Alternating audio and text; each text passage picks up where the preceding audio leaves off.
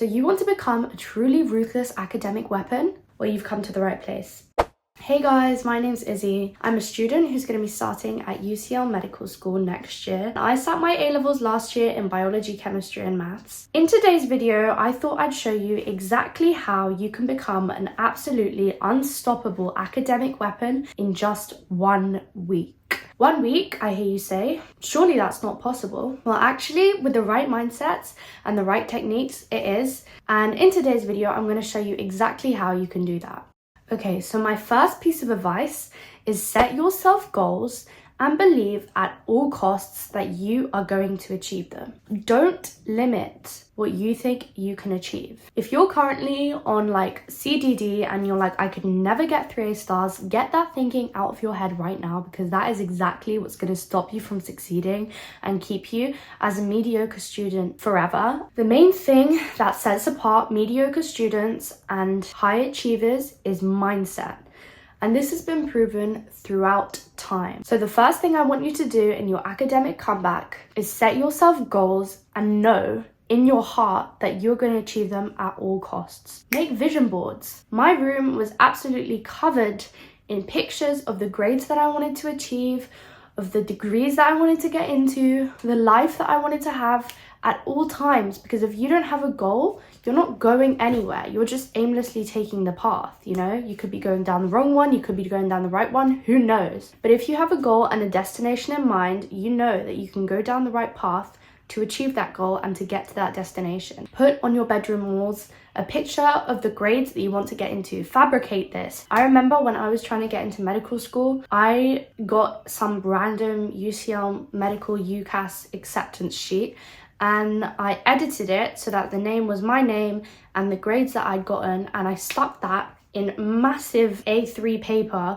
on my wall so that every single morning when I got up, I would look at that and I would remind myself of what I want to achieve and what I am going to achieve. In big writing, write 3 A stars and stick it up somewhere where you're going to see it every single day and be reminded of the path that you're on. That will set you apart from other students, I promise. The second step to your path to academic success is having a routine that you stick to no matter what. Sticking to your habits is what's going to set you apart from the average student and what's going to allow you to succeed. This is applicable to anything that you want to achieve in life. If you go to the gym once a month and you have one massive gym sesh, you're not going to see results compared to that person who goes every other day or every single day, maybe does a bit less work that day, but still shows up every day for themselves and consistently sticks to their routine. They're going to have far superior results to the person who's going 1 time a month and giving it their all that one time, because they're not sticking to a routine. I cannot emphasize this enough. If you want to be successful in anything, stick to a routine and don't let yourself off. Hold yourself accountable. A habit tracker, that's what I've been using recently. If you stick to those habits every single day, you will succeed. It will happen for you. You will be a different person. If you're struggling to stick to any kind of habits or building a routine, I highly suggest that you read Atomic Habits, which is essentially a book that teaches you the power that having habits that you stick to each day can have on the trajectory of your life. Say, when you come home from school, you're going to do 1 hour of study. Start with a small habit that you think is manageable for you and that you can stick to. Stick to it no matter what is going on in your life, because eventually you will see the results. They will be undeniably right there in front of your face. It takes 21 days to build a habit. So if you can stick to this for 21 days, you'll find it so much easier, I guarantee you, because I was never someone who really stuck to their habits. And once I started following a routine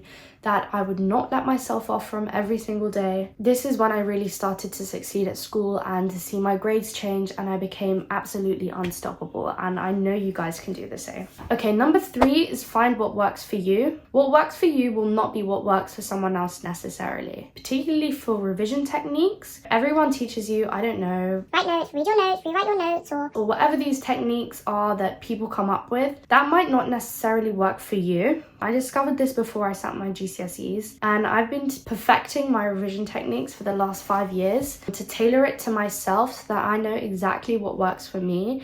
By the time I finished school, I was like, yeah, I know exactly what to do now. Some people retain information better by reading it out loud. That's personally what works for me. If I have a revision guide or a textbook that I said in my previous video, I will explain the content of the guide to myself out loud, and that will just allow it to stay in my head. If I just read that in my head, I wouldn't have retained a single word of that information. So find what works for you. Maybe you're a flashcards person, maybe you're a blurting person, maybe you're a mind maps person, maybe you're someone who works better in a group. So explaining concepts to other people, explaining things to your friends, to your family. Every individual is different, but every individual has the power and the knowledge and the ability to become a truly unstoppable academic weapon. Knowing what works for you will set you apart from all of the other students who are following a routine or what they've heard other people say. No, once you've found what works for you, stick to it, adapt it so that you can perfect it. And if your teachers or your friends are trying to put you onto a revision method that they think is the most effective, and you've tried out this technique and you're like, nah, this doesn't work for me,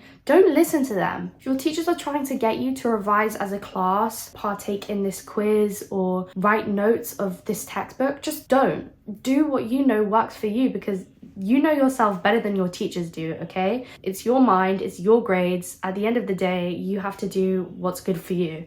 I'm not encouraging not listening in class, but in class, if my teachers were doing some kind of group exercise that I thought was not going to be a good use of my time and was not going to help me learn the content, then I would do my own thing. Sometimes I would record my notes and listen to them, because I found that also used to help me learn things, or watch a YouTube video on the content that we just learned. But I wouldn't spend the 1 hour and a half or 2 hours that I have in that class pointlessly writing down notes that I know I'm not going to use and are not going to help me achieve the grades that I want to achieve. Number 4 is the one thing that I would say in general does work for everyone, and it's scientifically proven, backed by science, guys, is do some kind of active recall. This doesn't have to be flashcards. Practice questions, they're a form of active recall. You're still recalling the information that you have in your head. Or get your friends to test you on, what was in the revision guide, the pages, the chapters that you just read. Some kind of active recall to get your neural connections and your neural pathways stronger, so that next time it comes up in a test or it comes up in your exam, you'll be able to retrieve that information so much faster, and you'll be confident that you're saying the right thing. Blurting is a good technique. I know I mentioned that earlier, but blurting did help me with remembering the information that I'd read, or just covering up what I'd read and rewriting it to see how much I actually retrieved. Try and incorporate at least one form of active recall into your study routine, and this will make a very big difference. The last thing I'm going to mention is using your weaknesses to your advantage. Once you've identified what points of a topic you're weaker at, come up with some kind of traffic light system that identifies the topics and subtopics of each subject that you're weaker at. Once you've identified the weaker topics, start with them first. This is where your weakness can become your strength. If you go over that topic again and again and again and teach it to yourself until you have that light bulb moment in your head, you no longer have the weaknesses that you have before. Someone who already knows everything isn't going to have learnt everything by the time they finish the course. But someone who has learnt something will have had weaknesses at the beginning of the course, and by the end of that year, they will have turned their weaknesses to a strength. And this is what makes a truly remarkable student. Every time before I'd even start my revision, I would write a traffic light on an A4 piece of paper of every single subject. And I would highlight in red the topics that I understood the least, in orange or yellow the ones that I kind of understood, and in green the one that I understood perfectly, or at least very well, and I felt like I needed very little revision to actually have the content in my head.